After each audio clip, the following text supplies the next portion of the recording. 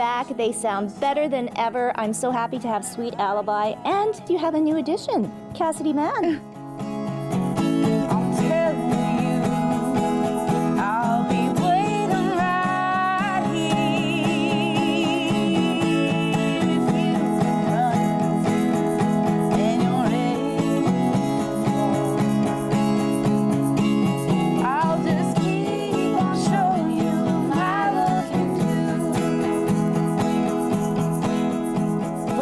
Rehearsing with these girls and, you know, eventually being able to be on the same stage. It's gonna be awesome.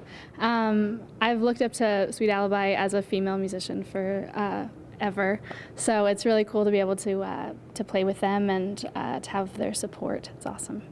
How did you get hooked onto or learn about Cassidy? We were doing a show on Broadway for Kenmore Theatre.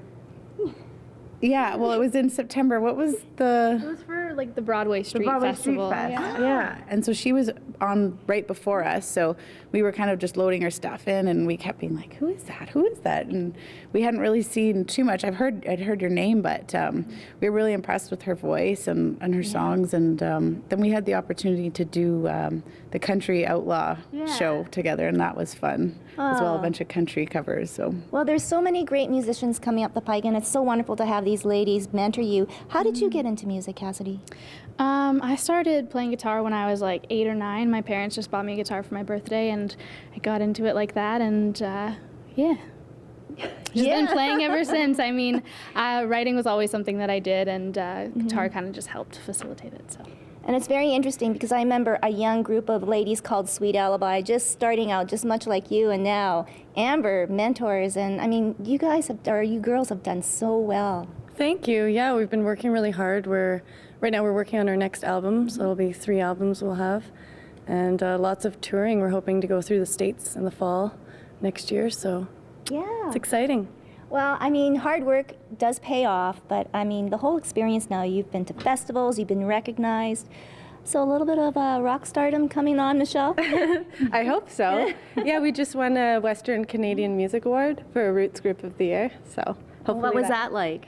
It was crazy, like, yeah, going up on stage and accepting the award. It's all your hard work is coming together at that point, so it was cool. And now, Jess, you've got the young Cassidy Mann here. What kind of advice, or you know, you have a chance now to not only be a mentor, but to be also a friend and guidance in this crazy business? Just sort of keep at it, because it can feel like you're walking uphill with like 1,000 pounds on your back at times. And you start to learn sort of, you know, part of the industries that maybe don't go hand in hand with the artistic side, so to try to just stay true to that, and actually to keep sort of looking at artists that you really like and admire, and meeting with them, you know, or sending emails back and forth, and just trying to stay engaged with the community, I think is one of the best things you can do to keep your head on straight in the craziness. I know, and it's always great to have a friend to lean on. Where do you want to take your music? Hopefully in a similar direction. I'm working on an album right now as well. I have an EP out right now, but it's not a full length, so I'm working on that, and then hoping to tour and make it across Canada and just showcase my music as much as I can. And maybe, you know, the second coming of Sweet Alibi, who knows? It's very exciting, very exciting. Quickly, before we wrap up, the new album, you are working with a local producer, right? Yeah, with Murray Pulver. Yeah, he's popular. Yeah, very, very, yeah.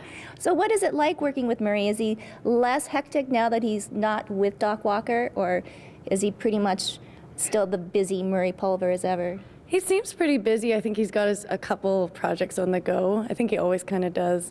But he's pretty casual to work with. Like, he's very calm and centered. He brings a really cool vibe to us, so it'll be interesting to see what the outcome is. I don't think I've ever seen Murray agitated or mad or angry. Is that true? I've never seen that. I don't think I ever will, so. Yeah, he doesn't speak that language. No. Is it different working with a local producer as opposed to, you know, somebody that's not right here in the city?